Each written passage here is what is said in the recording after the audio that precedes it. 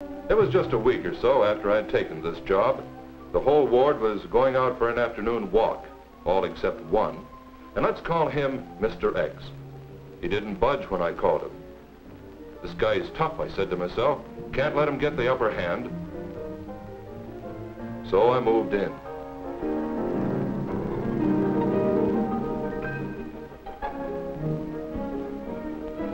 When he resisted, I got mad and tried to bully him into coming.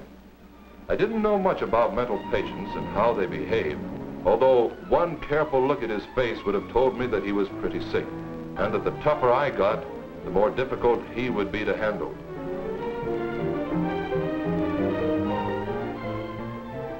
It was then that Johnny Mitchell came in, and I must have looked silly.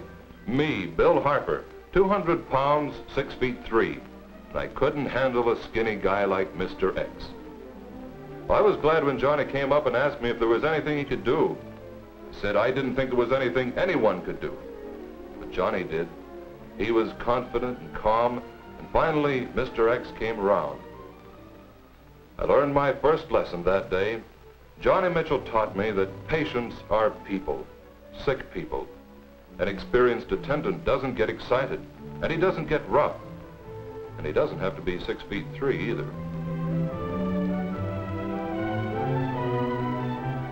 That happened a long time ago, but I haven't forgotten. Well, it's time to report for duty. We work 8-hour shifts in this hospital, and I'm on from 1 in the afternoon until 9 at night.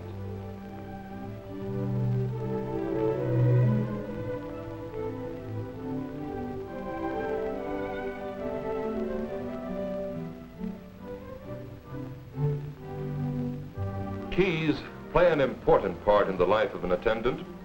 Keys for wards, keys for medicine cabinets, keys for single rooms. Doors have to be kept locked for the protection of the patients themselves.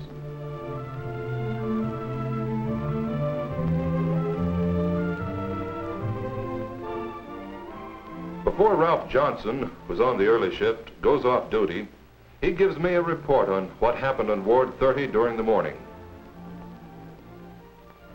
The number and condition of the patients must be recorded.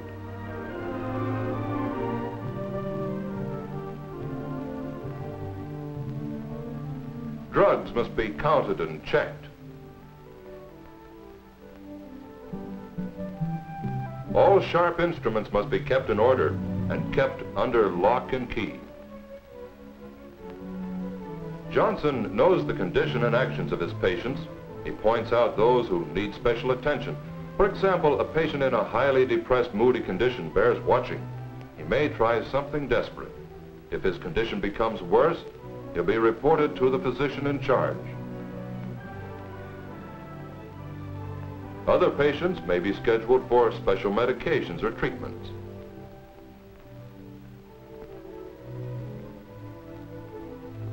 Well, it's all mine now. I'm in charge of 60 mentally ill people, and it's quite a responsibility.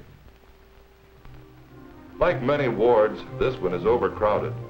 Without ventilation, the patients will become sluggish and inactive. People are happier and easier to handle when they're physically comfortable, and that's why fresh air and sunlight are important. Temperature of the ward should be about 68 degrees by night and 70 degrees by day.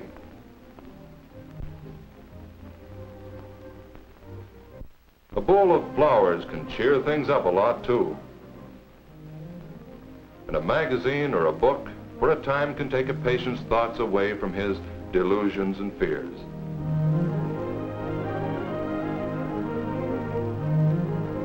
The simple things are most important to a mental patient, like a light for a pipe or cigarette. Patients are people, and don't think that because they're mentally ill, they don't know what's going on. They notice and appreciate the little things you do for them.